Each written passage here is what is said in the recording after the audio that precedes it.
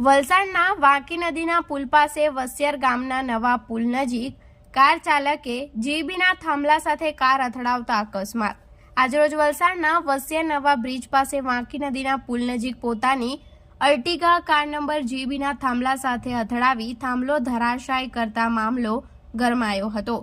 મળતી માહિતી મુજબ એક અર્ટિગા કાર નંબર GJ13AR 9895 કારમાં સવાર યુવાનો વસિયર તરફ જતા માર્ગ ઉપર પોતાની અર્ટિગા કાર લઈ ઊભા હતા, જે દરમિયાન એકાએક ચાલકે પૂરપાટ ઝડપે રિવર્સ મારતા પોતાની કાર હંકારી જીબીના થાંભલામાં ધડાકાભેર અથડાવતા જીબીનો થાંભલો ધરાશાયી થયો હતો અને ઘટના બનતા જ આસપાસના સ્થાનિકો ઘટના સ્થળે દોડી આવ્યા હતા અને કારમાં સવાર લોકોને બહાર કાઢી ઘટનાની જાણ વલસાડ રૂરલ પોલીસની ટીમને કરી હતી। જાણ થતાની સાથે જ પોલીસની ટીમ ઘટના સ્થળે દોડી આવી હતી અને કારનો કબજો મેળવી ચાલક સહિત અન્ય ઇસમોની અટકાયત કરી વધુ તપાસ હાથ ધરી હતી।